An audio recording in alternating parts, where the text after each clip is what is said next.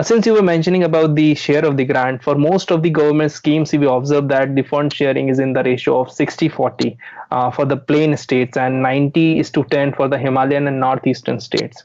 It is in fact that the hilly states find it difficult to raise funds given their topography. However, don't you feel there must be a more focus on capacity building in these states to bring them at par with the rest of India, rather than providing constant financial support even after 70 years? Well, I think issue is a little more complicated than that.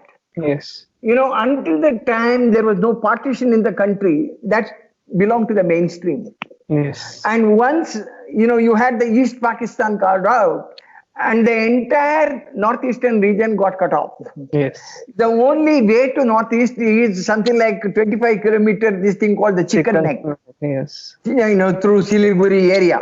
Yes. Now, that is, so you complete loss of connectivity.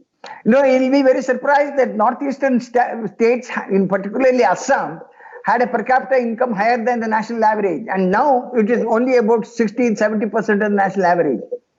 Now, over the years, connectivity has been a major problem. And when you have the connectivity as a major problem, both physical and social infrastructure has not been developed.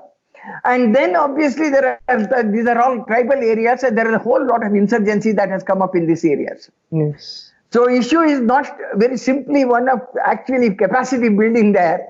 The issue is one of governance. Issue is one of, as I said, connectivity, the infrastructure, the whole lot of things that are associated with that.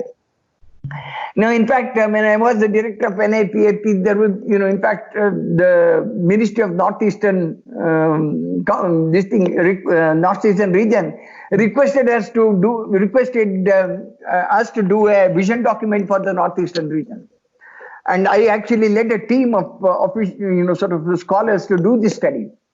And we came up with a very very detailed vision document, which was signed by all the chief ministers and governors and adopted, but nothing has been done thereafter.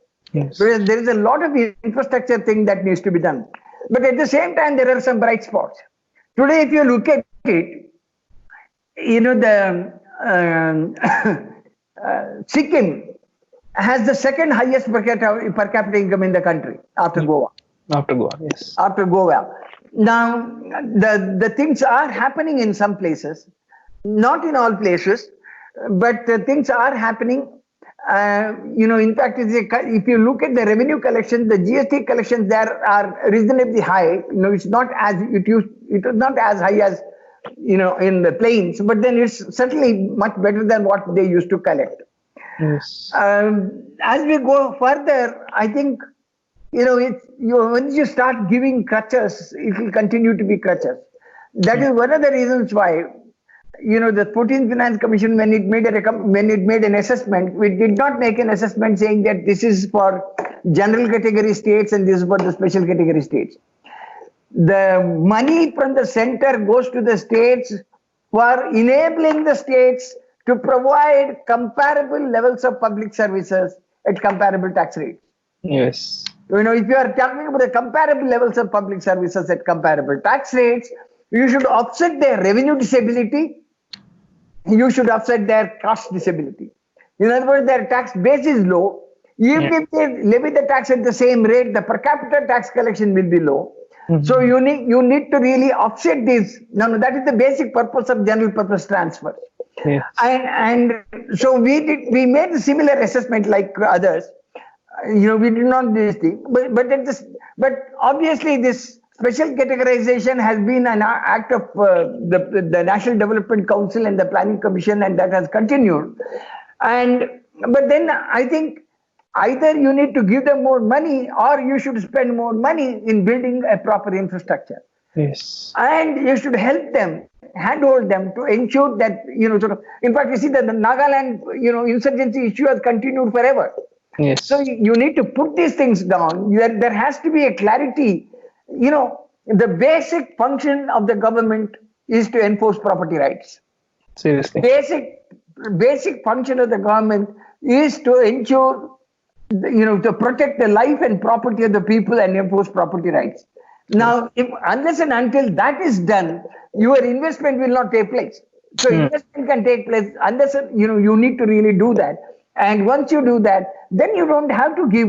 You see, the failure is as much on the part of the center as it is on the part of the states, because at the end of the day, these are all states with international borders. These are the states where there is a huge amount of insurgency, and then we have not yet settled these as a part of accession to the country. I mean, who is supposed to do all this? Once you do that, I think the things will be much better. But the basic, until then, these crutches will continue. And however much I talk about it or you talk about it, the problem will continue until these basic conditions for development are satisfied. No, seriously, it means the problem is more of political, not of economical. Well, it is both political and economic. As I said, it's a much more complicated, this thing. It's political, it is social, it is economic. You see, when the Northeasterns come here, you discriminate against them.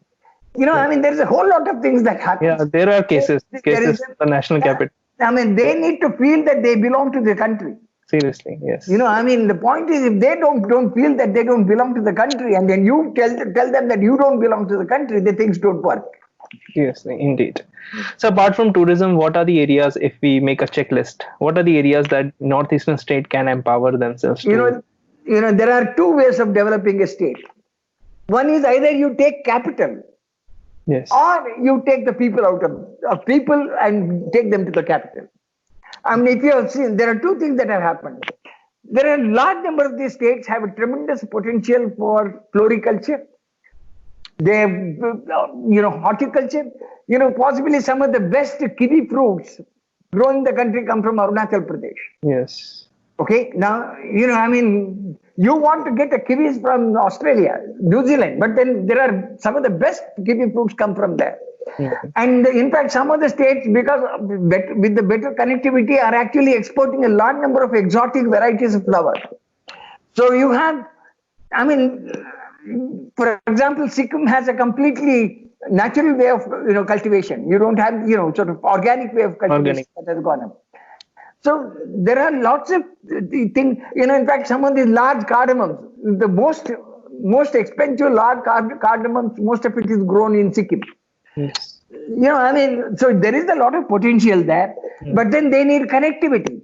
Many of these items are perishable, and they need connectivity, and then obviously they can, have a quick transportation. Sikkim, got its airport, just a couple of years ago. I mean, you don't even have an airport. Mizoram had its airports only a few years ago. No, I mean, Aizawl, for example. So perishables perish. You do need to really have that.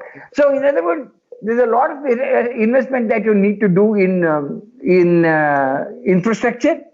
There's a lot of investment that you need to do in terms of settling the entire this insurgency issue. And once that happens, because you see, transportation becomes much more in areas where there is insurgency. So once that happens, the things can do much better.